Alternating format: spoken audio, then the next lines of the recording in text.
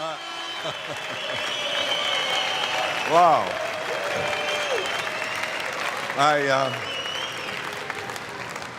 Thank you very much. I hope you're going to like me as much when I'm finished as when I start, because those of you who know me and have heard me before know that I'm going to talk very directly to you.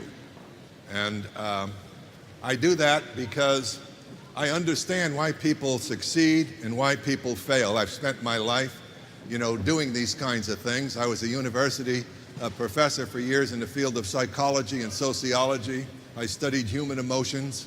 I studied how the mind works and why people end up where they end up. I spent many years in the criminal justice system doing counseling with people whose lives were messed up. And so my life has been primarily about empowering people through what I call a wake-up call. So I'm going to talk to you about some things like cause and effect, how the mind functions, why people succeed, why people stay average, and why people fail. Would that be of value to you if we could share some ideas around that? Okay? As far as my involvement with ACN, I had a good business background. I had many years of experience when Artie and I went in to look at ACN, and I can tell you we probably had a lot more background than some of your friends who tell you it won't work. We went in and we put this company under the microscope. We were not going to get involved with a company that A, had the wrong people leading it. Because in my experience, if the people at the top are not right, sooner or later, it's a problem for everybody else who's involved. You know how difficult it is in business and in life to find stand-up people who mean what they say, have the passion for what they're doing, and share the wealth with the rest of us? Sometimes opportunities come and they pass people by. And the interesting thing is that everybody's hearing the same information. Why is it then that one person will grab the ring of possibility and create great success, and the person sitting right next to him doesn't do a thing with the opportunity? You see, first thing I want to share with you and teach you is that I'm one person up here as far as you see, but I want you to know that that's an illusion. See, I'm not here alone. Every teacher who ever taught me, every mentor I ever had, every book I've ever read, every research I've ever done is here with me. And all I am is the messenger of what I've been taught. And I'm sharing it with you, but here's what I know about us as human beings. It's you individually that will take the information that I give you, and you will process that information through many limitations.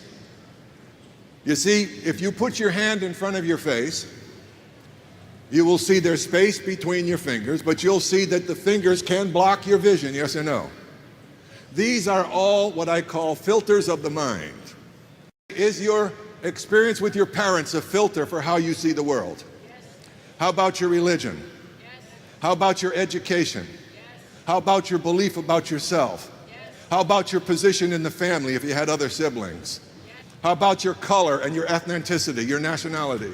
Yes. Are you getting the point? Behind these filters, you give all of what you're seeing in the present interpretation and meaning, okay, from the reaction of these filters. And in nanoseconds, you describe or interpret and then act upon what you believe to be true. Now, what follows that is that there are no similar realities.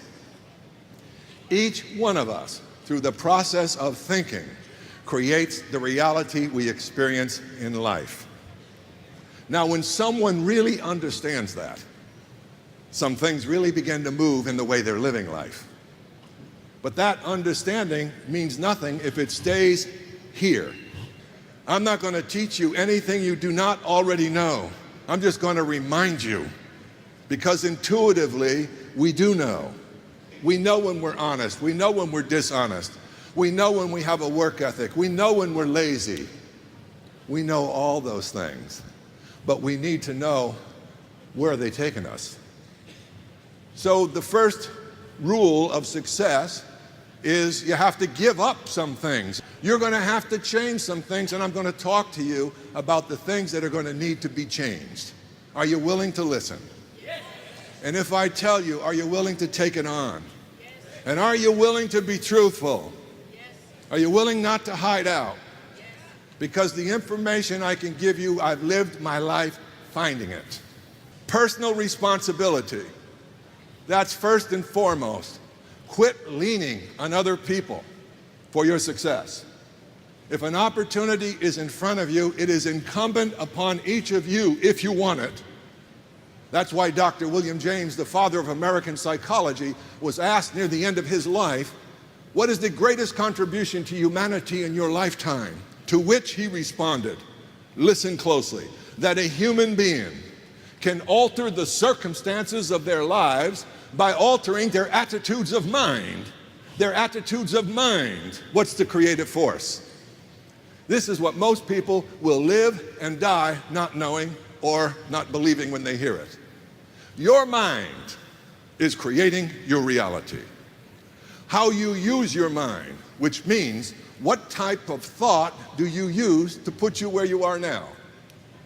You see, let me talk to you a moment about the law of cause and effect. You see, this is the law of the universe.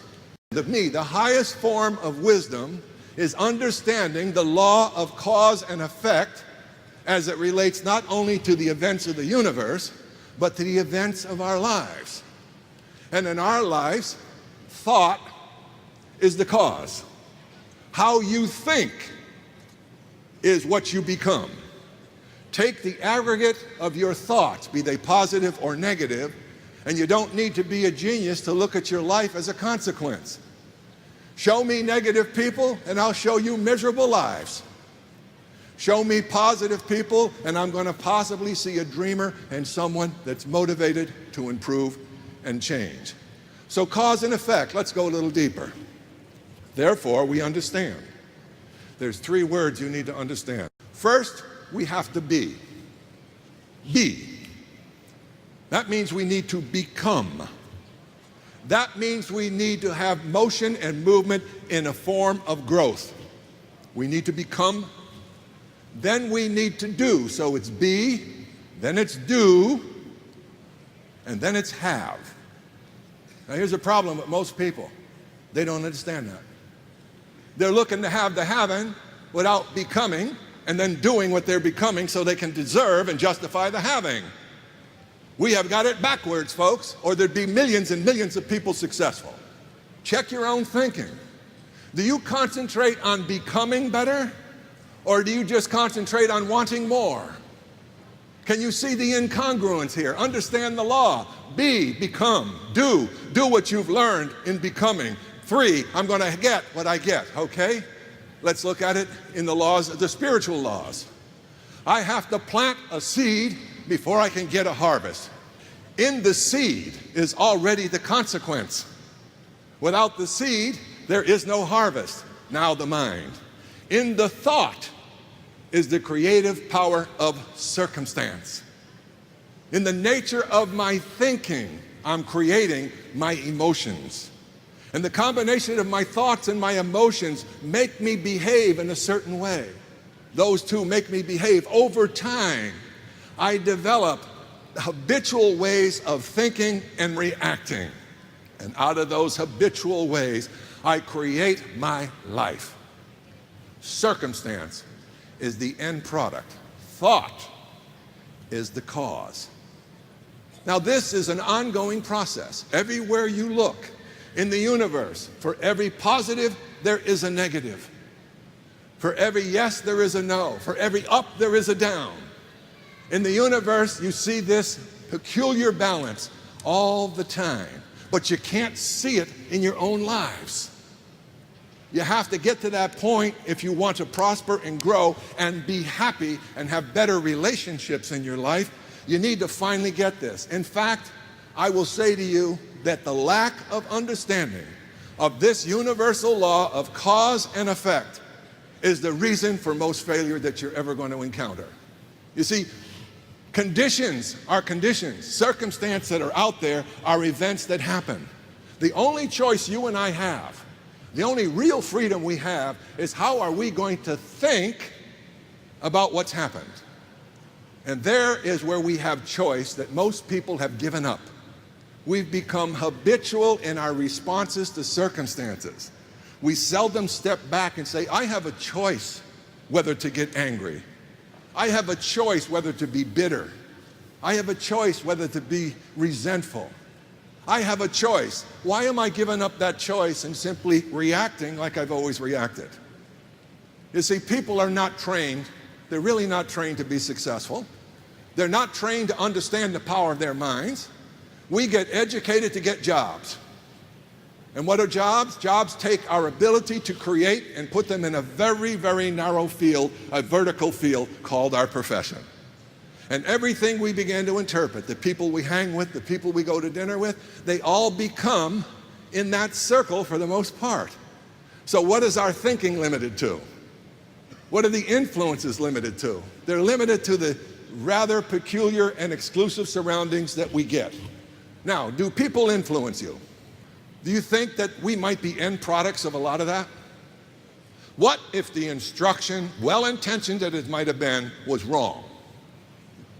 Have you ever thought of that? Some of you in here had great talent, but maybe your sister or your brother that preceded you had a little more. And maybe your parents, when you were trying to become you, may have said, meaning well, please, your sister's the singer. And you stopped singing. What a shame. Did you have a choice? You didn't know back then you had a choice, but you do know today. Maybe back then you were reacting to everybody that's bigger than you when you're a little kid. Everybody that's older than you is sort of God to you. Uncles and aunts, when they speak when you're little kids, you can't wait to respond favorably, yes or no. What if they're giving you garbage? We were still listening, weren't we? You see, I started out as a young boy with polio. I was in an iron lung. The doctors told my mother he's not going to live. And then when I lived, the doctors told my mother he'll never walk again. Now either I made it or I got a twin brother that's standing in place for me. You see, when I started, I didn't have anything much going for me other than what I could muster up inside. And I learned some things about motivation, which I want to teach you. Every failure I know, without exception, waits to be motivated. Isn't that sick? If you're a person waiting to be pumped up to change your life, you better grab a moment of inspiration, internalize it, and get some fire in your belly, or it ain't going to happen, nothing's going to change. The only winner in the game is going to be the time on the clock. You're not going to win. Change is inevitable. Adjustment to change is inevitable. So I went on, and how many of you were laughed at when you were kids? Made fun of? Come on, let's own it. We've all had some of it, some more than others. Well, let me tell you something. How would you like to be my height, about this big around? I've compensated well. And you're going to school with braces on your legs, and kids are laughing at you, making fun of you. See, there's a choice there, isn't there? The choice is, I could have decided to become what they were telling me, or I could dig somehow inside and say, I'm not letting them define me. You know what? That's a choice you better make from this day forward. Because I'm going to tell you your number one enemy. We've all had the same enemy from day one. Your number one enemy is the eyes, the words, and opinions of others about you. It's been controlling you all your life. You never discover who you are. You never discover your own unique miracle, the power you really have to shape your life. But you're going to have to change your thinking to do it. If your life isn't working, edit your thoughts. You had thoughts of unworkability. You were asking for things you didn't deserve. You were justifying things that were lies. You were making excuses that weren't true. You were blaming people that you shouldn't have been blaming. And that's our human condition. But getting away from it and getting out of it is possible. But we need to know what we're in and tell the truth about it. Two things you're going to have to give up if you want to really prosper, have a happy and successful life. Excuses and blame. So I'm going to give you a remedy. This remedy will work 100% of the time if you'll do it. Forgive anybody and everybody who ever did anything to you that was harmful to you, with no need for justification or kind response for the forgiveness. And here's why. You can't give that gift away until you forgive yourself for all of your mistakes and say, my slate is clean, I've got today is my life, what do I plan to do with it from this moment forward? That's the deal of life. We all have had mess-ups.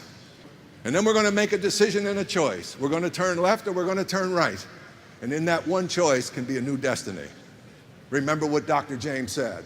A human being can alter the circumstances of their lives by altering their attitudes of mind.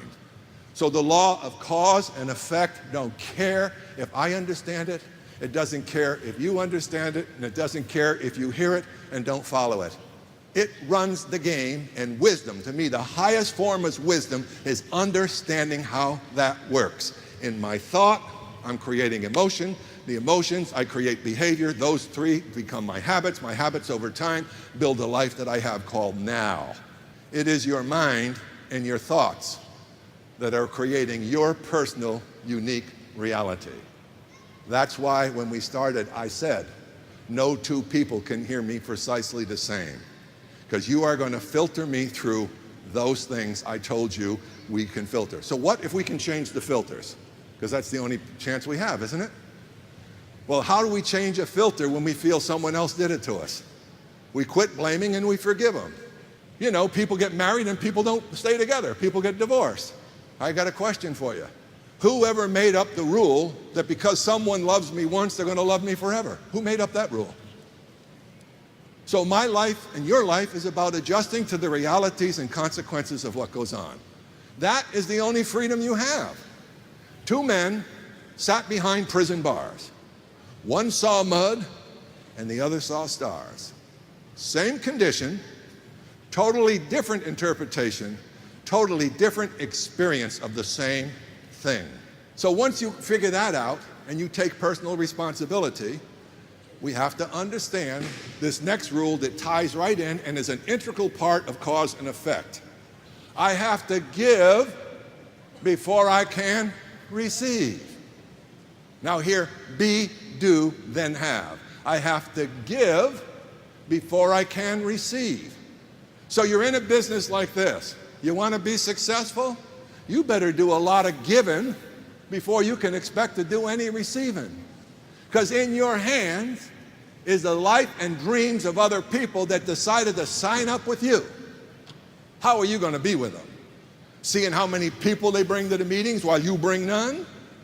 Look at your downline report and see who's working while you stopped? That's a lack of integrity, isn't it? So you have to be, do, then have.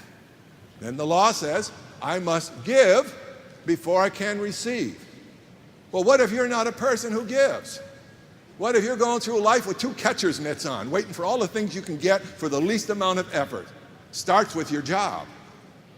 How many people do you think walk into the companies they work for in the morning and walk in and go, whoo, I just can't wait to get here to get started to earn my pay?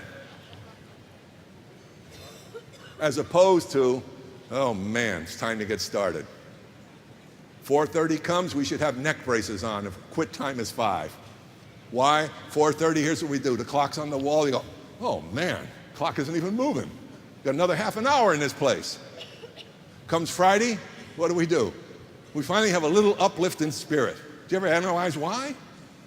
We can't wait to get away from this place we can't stand. There's no dream there. There's survival and you know it. I'm not making it right or wrong. I'm just saying if you want a different life and you have a chance, turn off the TV set and grab a hold of this thing and let it give you a chance to change your life so 2 or 3 years from now, you can have choice. Well, you can't play with this thing and get it. Is that fair enough and truthful enough?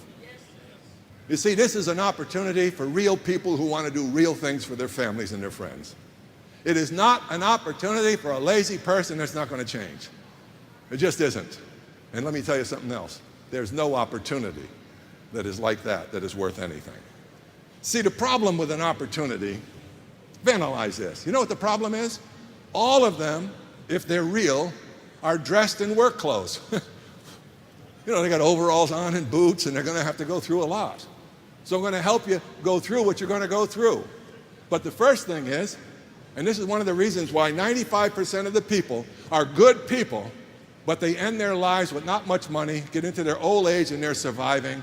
They don't have the things they dreamt about, okay? And here's the number one reason after you get cause and effect, here it is. They don't know what they want. Does that sound strange to you? They do not sit down and set specific performance goals to get what it is they want out of life. Now think about this. Understanding now that thought is the creative power, thought will garner your power, thought will direct your action, thought will maintain and stimulate your personal motivation, but you don't know what you're after. Can you see you have nullified your power because you don't know what you want? Now, I can prove it to you. 5% of the people basically own 95% of the wealth. Have you ever asked why, honestly? Have you ever studied them? Have you ever noticed they look different? They appear different? Their aura is different? Their gaze is different?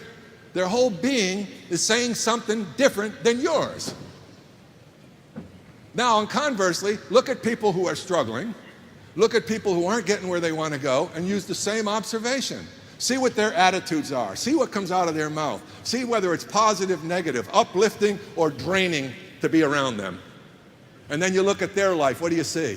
I'll tell you what you're seeing. You're seeing the consequence of their thoughts, their emotions, and their attitudes. That's what you're seeing. And what are you seeing in a successful person? You're seeing the opposite of what you're seeing in the people who are just struggling. And what you're going to see is all of what I'm talking about. Their attitudes are different, how they see things are different, their work ethic is different, they have, the people who are winning have goals because they understand the dynamic of how the mind works. Without a target, it wanders. See, now that you understand the law of cause and effect, now that you understand you're going to have to do some things different, and most of what you're going to have to do different is to give up things that are in your way. A bad work ethic, bad attitudes, negative attitudes, blaming other people. You see all the things we got to go, get them out of the way? Why? We want pure, raw, unadulterated energy coming out that funnel. And when you do, I'm going to tell you, you are going to encounter what I call magic. And only those people who have done it understand what I'm going to say to you now. Once you know clearly, unequivocally, without a doubt, what it is you want, follow this. What you want is out there waiting and beckoning you forward. And here's how it's going to show up. Once you know, your perceptions narrow, your interest narrow, your skills of observation broaden because they're now focused. And what you begin to see is the book you should be reading, the tape you should be listening to, the next person you should be talking to. And the more you do it, the more you begin to understand the power of focus, the power of directing your mind towards specific goals. What will you do then? You're willing to become. You want to become more because it is a compelling magnet now that you know what you want. And it's the only thing that will draw you through the dry seasons of labor, the doubts we all have from time to time, the disappointments we encounter in any journey worthwhile. Remember, for every positive, there's a negative. For every defeat, there's a victory. For every obstacle, there's a solution. Are you getting it? And only those people who are able to see the impossibility and still go are the ones who end up being successful. Time is your one asset to create the new life. Get together with who you're with, decide, why would I want to do this and what do I want 2 and 3 years from now? What's my vision of what's possible? Because I can tell you this company has vision. It has things it sees coming. It believes it's coming or they wouldn't be putting millions of dollars into our infrastructure to make it possible for us. But the visionary will take the future and make it alive in the present. All others will keep back and wait, and when nothing obstacles in the way, I'll begin. You won't. The ones who win are the ones who have vision to see and are willing to take the steps before the finish line so that they get to the finish line. Some of you know precisely the process. If everything were smooth and easy and perfect, we wouldn't even need to be on the planet. There'd be no need for us to be here. We have problems to solve them. We have yeses for nos. We have right for wrong. We have good, we have evil. We're never going to get away from it. The point is, what do you personally do and participate in your own life with all of this? And the freedom of choice is connected to the nature of your thoughts. So thoughts are creating my reality. If I observe successful people, I start to notice they are different. They're no more intelligent than you. Don't you buy that? A genius without a goal will go nowhere. And an average person with a goal can go anywhere. So don't get intimidated by how smart you think people are. In fact, people who are mostly committed to being smart, that's all they are. They have to have answers for everything. The adventurers in life are the entrepreneurs. There's no sure deal, but guess what? You got a heck of a lot of evidence that this thing works. The only question left for you is, do you want it to work for you or not? What you need to recognize is that you need to change so that this is a possibility for you. You are going to get the best training. You are going to get some wonderful people interested in you. And you want to know what? Go find it out there. Take a look at your life right now. Who's cheering for you? Who's telling you you can change your life? You can do something better than now. And I don't care how old you are. I've worked with men in their 70s, and at 85, they're telling me what they accomplished. I've worked with young people that have been broke, that write me letters. They're millionaires 10 years later. So it isn't about the condition you're in now. It's the direction you want to go in tonight, and you sustain the direction. When people refer to me as a motivational speaker, I say, that's not true at all. I'm a wake-up call. I don't want to motivate anybody. I want to educate you as to what the realities are of winning and losing. That's integrity. You don't need another place in life to reattach your emotional umbilical cord. You need to know it's you. And you need to know you have the power to change, but you need to know what's in the game. New habits, giving up old things, and deciding once and for all. You are focusing your energies, and then you're going to see it happen. Let me give you an illustration. This is the power of focus at the unconscious level. You've all had this experience. You had to get up disordinately early, 3:30, 4 o'clock in the morning. You had to catch a plane, be somewhere. Remember that time? You set 3 alarm clocks, called your brother, your sister, your mother. You must have had fail-safe all around you, yes? Why was it that at 3:29, you popped up out of the bed before any of them had to call you? See, there's part of the insight into the magic. You programmed your unconscious mind with such a powerful, fierce, no guessing command, and it delivered. Now let me show you the limitations of your mind. There have been experiments done with fish in a fish tank. And what they did is they had the fish dropped on this end, a big, huge fish tank, and they fed, the food was all down on this end. Free. Free. No be, do, have, just let's have. So the fish went day after day when they got hungry down there eating all that free food. You know how fish are. And then the researchers one day put a glass plate at the end where they could see the food, but they couldn't get to it. So here were the fish. They go down, boom, bam. About 2 or 3 of them did that, and they went back and they had a fish conference. And they started talking about the impossibility of getting food. See, they don't have any other skills developed, so they keep banging their nose. They bang their nose, they bang their nose. Now guess what? This is the conditioning. They lift the glass, guess what the fish did? The food was readily available, but because they were conditioned to see the impossibility, they went as far as the glass and stopped and didn't eat. And that's what you and I do. You see, the reason you don't set new visions for yourself, the reason you don't set new goals, is because the goals you're going to set now are based upon the experience of the goals that you've set in the past and the effort that you generated to get there. That's your glass ceiling. Now here's the wonderful thing about success. You know all the hardships you go through to get there? I'll describe them for you in a minute so you're prepared, and remind some of you who've been in the business that it hasn't ended.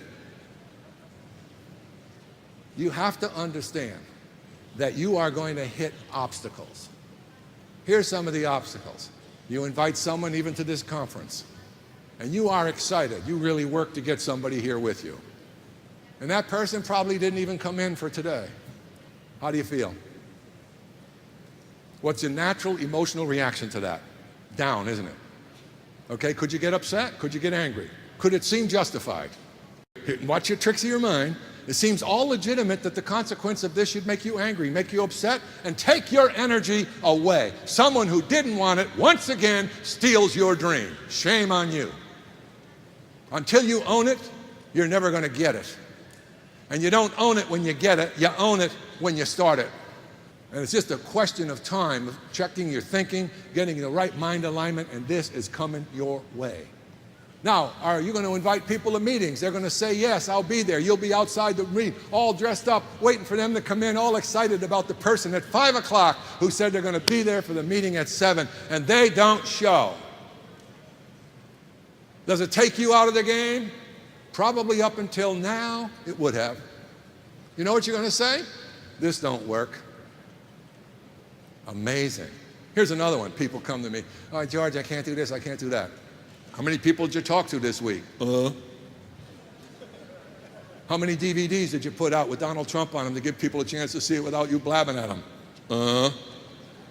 How many did you buy? Yet you think you're in business and you want to succeed? You're not doing what successful people do. Here we are. Here's a person with 2 catcher's mitts on. Gimme, gimme, gimme before I do anything. You see the correction that's needed there? Don't sponsor people like that. They're only going to contaminate the business. If they can't see the value, this company does everything for us. Takes care of our customers, sends out the billing, does everything, puts out the great training videos, sets up the conferences, and you and I, as independent business people, our biggest job is not unloading a truckload of bricks. That's work. Imagine being excited going to that job. It's not unloading a platform of shingles and carrying them up to the 4th floor to be roofed. That's work. You can't get excited about that. But listen to this. Your job and my job is a pad with some applications, a pen in my hand, and a mouth that can talk, and an enthusiasm for offering something that can change people's lives. You know why you don't do it? You're terrified. You're terrified. Remember the enemies? The words, opinions, and eyes of others on you. Give it up. They don't care that much. Trust me. They don't talk about you 24/7. Trust me. They got their own problems. But if you believe you've got something good, who wouldn't you talk to? Who wouldn't you talk to? I think we got some reps that practice talking to light posts just to get better at it. So if you get the right attitude and you do the doing, you're going to start becoming better at what you're doing. Does that make sense? And then as you do that, you're going to begin having the things of your dreams. There's a word called commitment. Okay, commitment is doing the thing you said you would do long after the moment you said it in has left you. Now here's commitment for most people. Boy, when I'm pumped up, when I'm fired up, get out of my way. Boy, I'm a winner. I always watch out for those people. That's an emotion that is fleeting. The only thing that will override it is a passionate desire for a result. That will keep you persisting. You see, if you combine commitment and persistence with faith and belief, you have got the formula. Because commitment will keep you going into persistence. The only thing that'll keep your persistence going is the faith in the outcome. Are you following this? So don't tell me you're any one of those 3 without being all 3. You see in the connections? Because persistence will take you through the dry seasons of labor. It'll take a person of average ability and make them into a superstar. It's the mother and father of good luck. It's the best cosmetic and the cheapest cosmetic in the world. A person who's persisting has an inner belief in where they're going. And you know them when you meet them. They're up to something. And you feel it when you're with them. They're after something. They're pursuing something. They don't look around in a foggy world with the lines on their face of depression, doubt, confusion. Where's the magic going to come from next? You're sitting on it. A little lesson in biology, if I might. You have to make a decision in life. We all do in some way or another. And the decision is, which came first, spirit or matter? Oh, these are more laws. Thought you might want to be interested. Which came first? Was the universe material first, or was it thought or energy first? Which one? There's a clue. So what's the greatest creative force in the universe? We call it God, we can call it whatever we want to, that's your choice. Okay? But once we identify what we call that divine power, we recognized that everything that followed, however it unfolded, came from source. Let's call it source. Now source, difficult concept, because who starts source? So then we get into the domain of a third dimensional mind trying to understand fourth and fifth dimensional realities. So the only thing you can come to is what I see gives more evidence to whether or not I understand the actual process here. But I'm pretty sure that if something else started source, it would have been more powerful than source, and we chase our tail till we came to one thing, and that is pure source. Whoa, wait a minute. Now who am I? There can be nothing in the universe that is not in some way connected to source. Now I'm a human being. I need to decide, who am I? Am I a physical body? Or am I a spirit being at the core of my essence, running around in a physical body for a linear period of time called life? What if that's the conclusion I come to, and I hold it in that possibility? Then where is eternity? Since you can't break that continuum, you're just going to change clothes. If you believe in eternity, I got news for you. You're in it now. And whatever's after this is just more of it, maybe in a different form. Wow. Isn't that something? Well then, what does that mean as you look at your gift of life? Well, let me tell you what you did to get here. Two people got together, as far as I know, and they made whoopee. And in that process, there were millions of little pollywogs running around. And they were potentially you. Potentially me. There were millions of them going in the unbelievable uphill battle, knocking each other off, bing, bing, bing. Only one was going to survive out of the millions, and it was you. I got a question for you. Since we know that is the process, why did you want to be here so much and do so little with the possibility? You see, life is a gift. Life is to be lived. You're not here to live in the penalty box. You're here to grow and prosper and be loving and kind and build community and build relationships. That's where happiness is. And the lack of that understanding is the miseries we have. Now, what did nature teach you right out of the gate? First, they gave you a little bit of an easy time. You were floating around in mom, remember? Boy, this is cool. I got all this fluid around me. I can't even get bumped and bruised, okay? Every once in a while I say, Mom, stop eating the cabbage. I'm getting a lot of gas. That goes on for a certain period of time. All of a sudden, one day, you're ready. You're ready to make your presence known. You flipped upside down and you look and you go, oh, no way. There's no possibility. And Mother Nature says, you want to bet? Watch us. Now, Mom, man, I want to tell you something. We don't have a chance of remotely understanding the process from there out. You and I have pain. What a joke. Now, I believe the reason why mothers can love so deeply their children is because in that experience of pain was created the vase for the largeness of their love. So again, I see the universe, the plus, the minus, the yin, the yang, the positive, the negative. But then you finally arrive. You finally arrive. You know what happened? You didn't like the journey. It was squeezing you. You go, and then you finally arrive in the world, and only a mother at that moment could say, isn't he or she beautiful? You know what the fathers do that go in there? They go like this, they look again, they run to the nurse. Is that a kid? You sure it's mine? Because we're the ugliest looking things you've ever seen from a male eye. What's that stuff? Oh, good, let me out of here. What does a mother say? My sweet, darling baby.